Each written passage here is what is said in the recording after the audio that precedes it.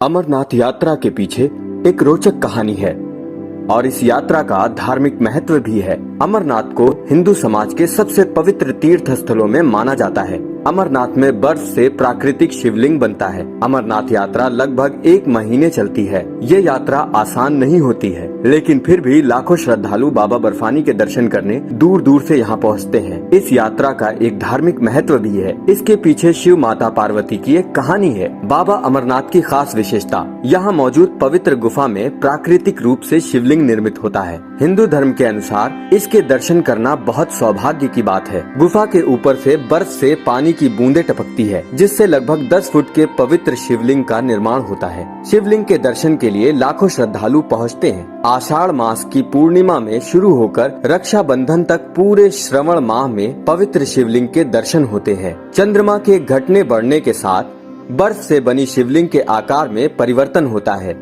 और अमावस्या तक शिवलिंग धीरे धीरे छोटा हो जाता है। अमरनाथ की गुफा में भगवान शिव ने अमरत्व का रहस्य बताया है। बताया जाता है कि भगवान शंकर जब माता पार्वती को कथा सुनाने के लिए जा रहे थे, तब उन्होंने अमरनाथ गुफा से लगभग 95 किलोमीटर दूर स्थित पहलगांव में आराम किया था और वहीं अपने नंदी बैल को भी छोड़ दिया था। इसके बाद उन्होंने छोटे छोटे नागों को अनंत नाग में छोड़ा।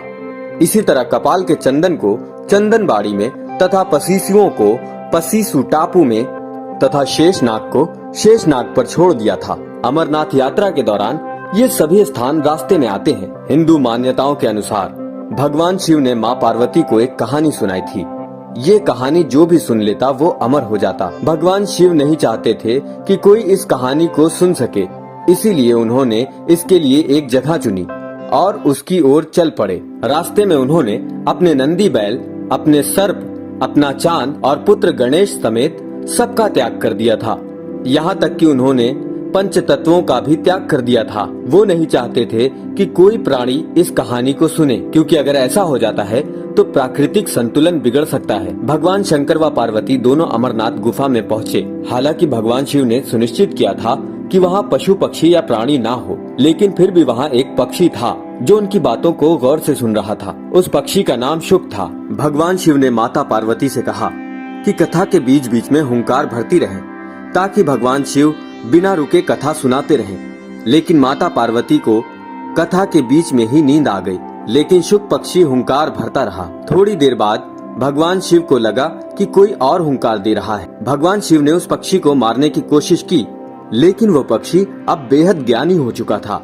वो अपनी माया के बल पर महर्षि व्यास जी की पत्नी के गर्भ में चला गया। 12 साल तक उसका जन्म नहीं हुआ, तो भगवान विष्णु ने उनको बाहर आने के लिए कहा।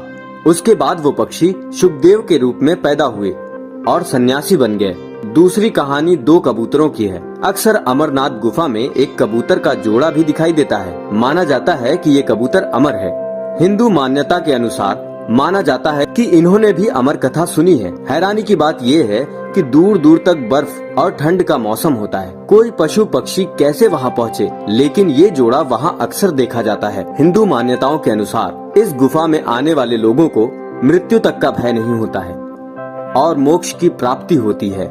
ऐसी ही और वीडियोस के नोटिफिकेशन को पाने के लिए हमारे चैनल हिंदू महिमा को सब्सक्राइब करें और बेल आइकन दबाएं।